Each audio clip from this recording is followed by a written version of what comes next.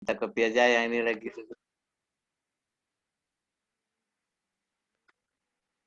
Kita cari, copy.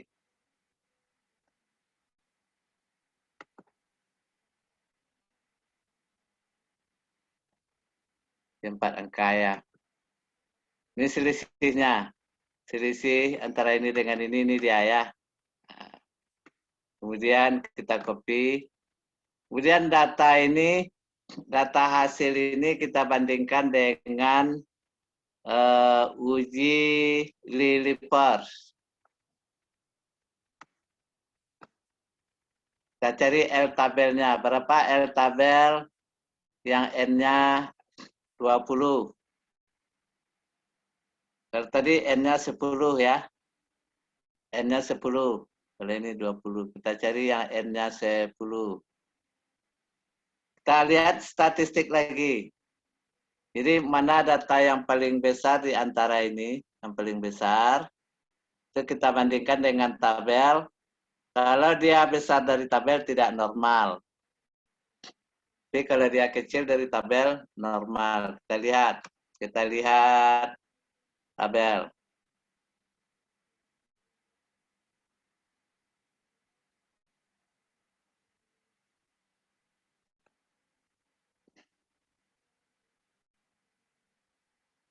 Nah, kita lihat tabel Lilipers.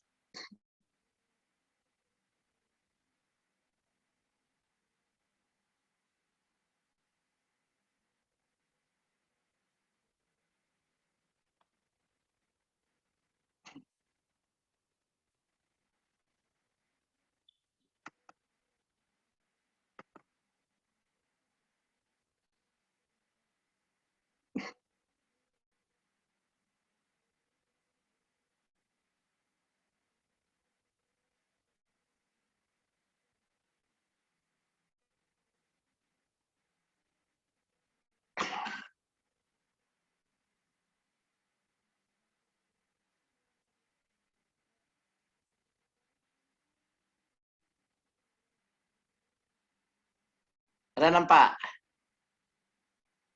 Belum nampak ya?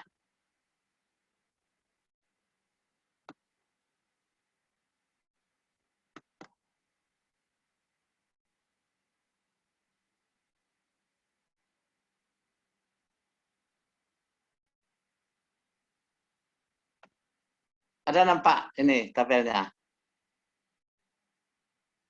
Ada nampak tabelnya? Nampak? Masih Halo? tabel yang tadi, Pak. Ah? Masih tabel yang tadi, Pak. Tabel Lilipers nampak?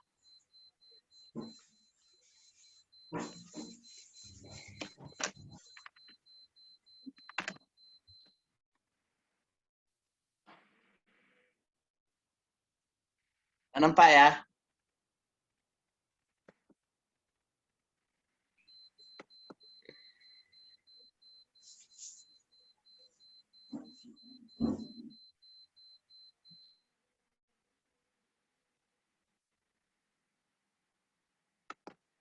Ada nampak ini? Nilai tabel kritik uji Lilipers? Ada, Pak. Ada, Pak. Ada ya. Berapa N kita tadi? 10. 10 ya? Ya, Pak. Nah, kita lihat yang 5%. Berapa hasilnya ini? 25, 8, Pak. 258 ya? 8. Jadi Iya, Pak. nanti kalau hasil pengolahan kita ada yang lebih dari 258, maka dia tidak normal. Tapi apabila di bawah 258 dia normal. Kita lihat hasil olahan kita 258. Kita lihat.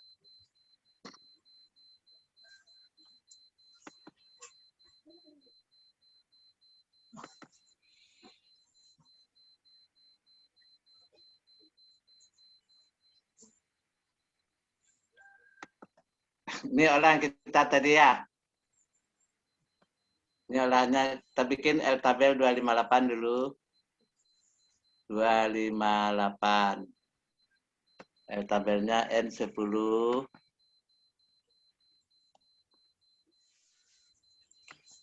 0,258. 258. Di mana ada tanya 258 tadi? Dari tabel ya. Iya. Minggu depan kita latihan inilah minggu depan ya. Nah, dapat 258. Jadi nilai ini kalau dia lebih dari 258, 0,258 berarti dia tidak normal. Nah, data yang paling besar ya, data yang paling besar dari data ini mana yang paling besar ini? Coba lihat yang paling besar. 0,1498. 1498. Nah, kita Iya. pindahkan ke hasil hitung di bawah ya. Hasil L hitung sama dengan 1498 kan? Sementara L tabel ini. Kalau L hitungnya kecil dari L tabel maka dia normal. Nah, kalau L hitungnya besar tidak normal. Ini adalah data yang terbesar dari. Jadi apa gunanya Z-score tadi? Ya, jadi salah satu guna Z-score tadi dalam rangka mencari apakah data itu atau normal atau tidak. Gunakan rumus Lilliput.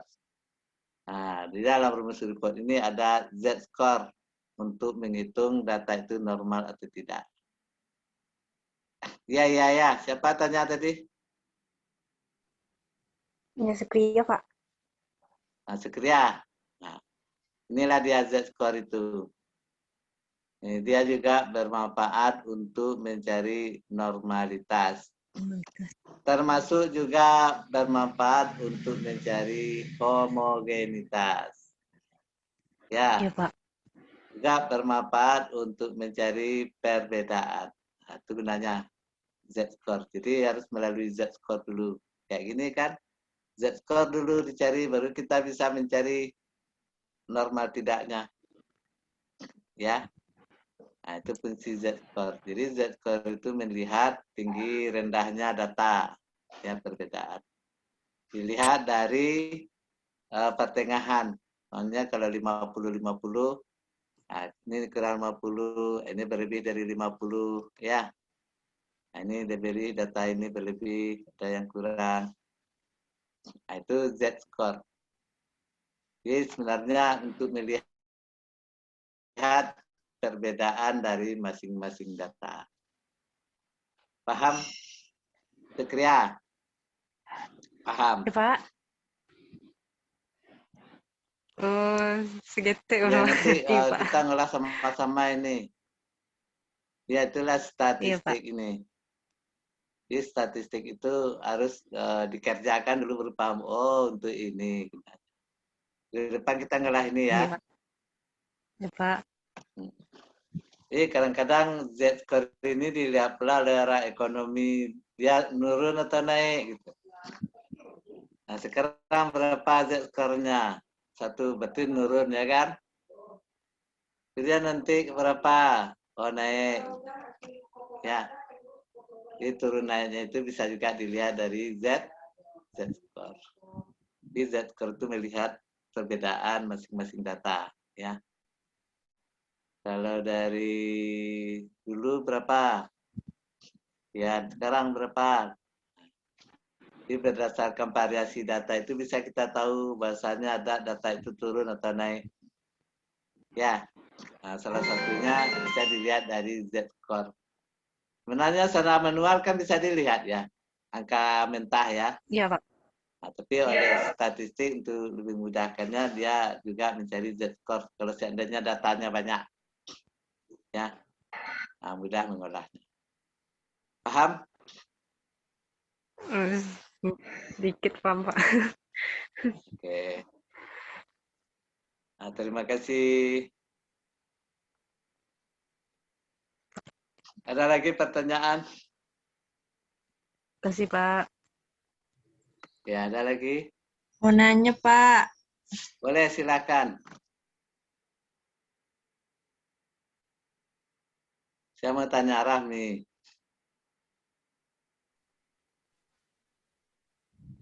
Oke.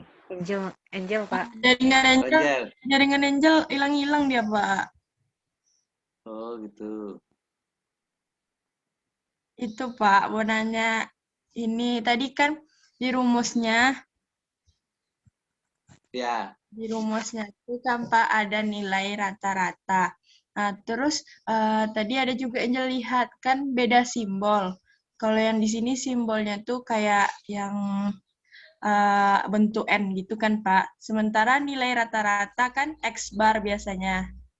ya. Terus Angel cari keterangannya tuh kalau yang ini nilai rata-rata populasi, kalau X bar itu nilai rata-rata sampel.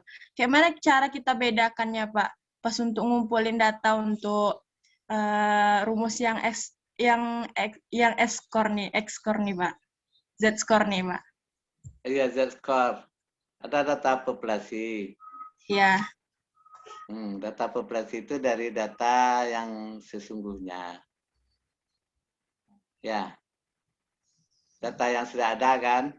ya. Kalau data sampel adalah data yang diambil sebahagian dari populasi tadi. Ya, nah, kan bisa saja terjadi perbedaan data populasi dengan data sampel kan. Iya, Pak. Nah, berkemungkinan bisa sebab data sampel itu data yang diambil sebagian.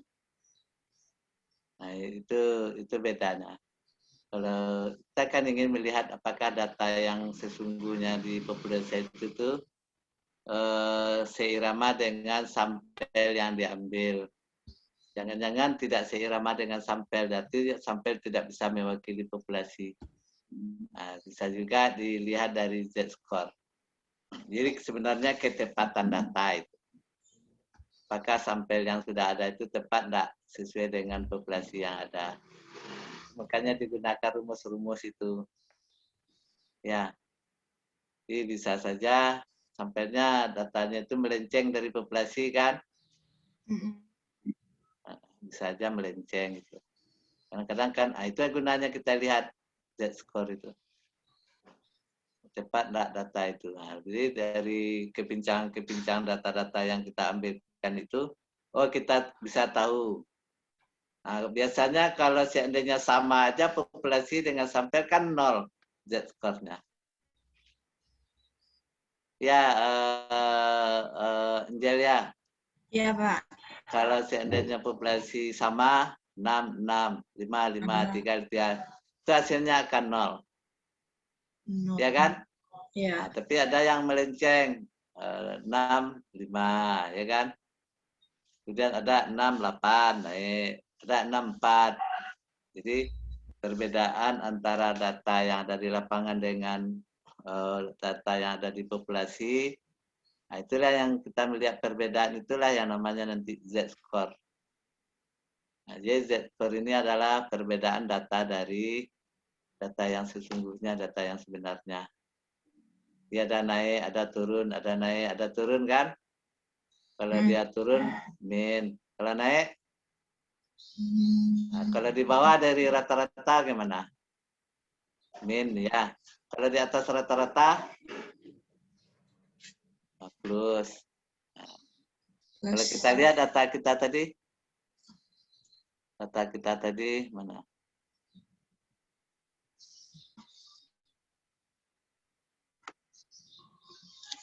Kita lihat data kita tadi. Kalau rata-ratanya berapa? Kalau di atas rata-rata dia plus. Bentar.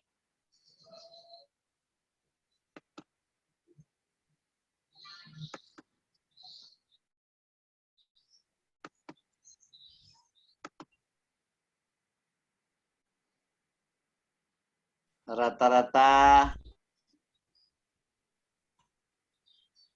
2065 ya. 2065 ini rata-ratanya kan. Ada nampak? Sama Ada Angel nggak nampak, Pak. Sama Angel Belum, nggak ulang lagi.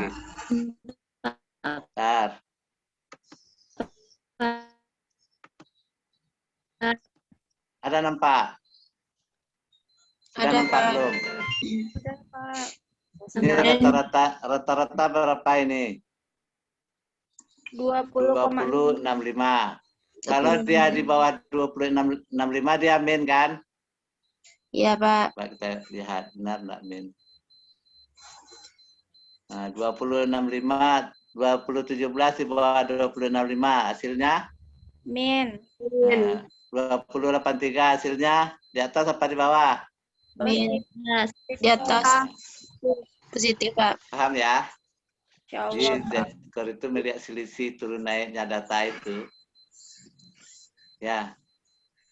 Nah, turun naik data itu kalau di atas rata-rata dia positif.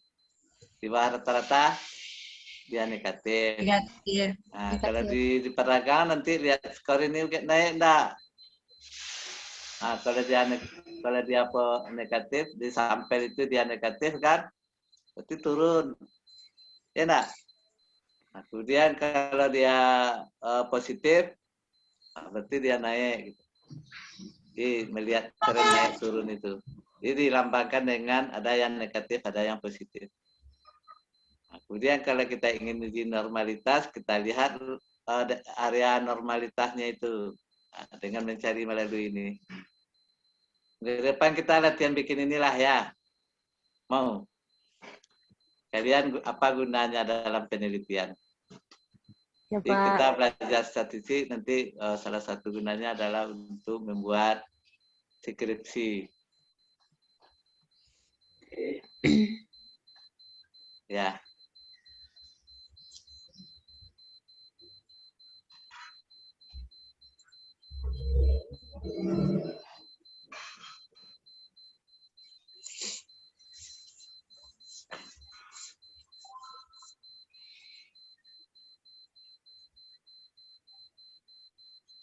Oke, paham?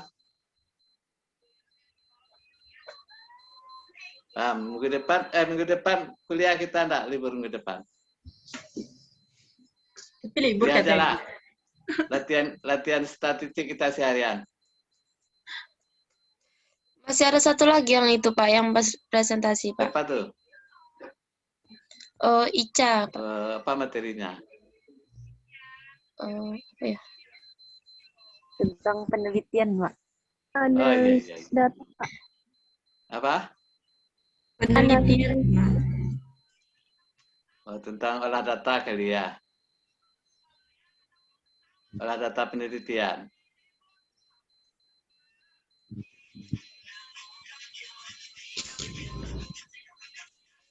Iya, Pak. Oke. Siap. Jadi tampil satu lagi, kemudian kita latihan mengolah data dengan komputer ya. Semuanya harus bisa mengolah data dengan komputer. Kalau ada nanti yang mau minta tolong, bisa dibantu ya. Bentar. Oke, bisa? Bertanya, Pak. Ya, silakan. Kalau boleh tahu untuk dengan mencari dengan UPIS nih ada modulnya, Pak. Mencari Menggunakan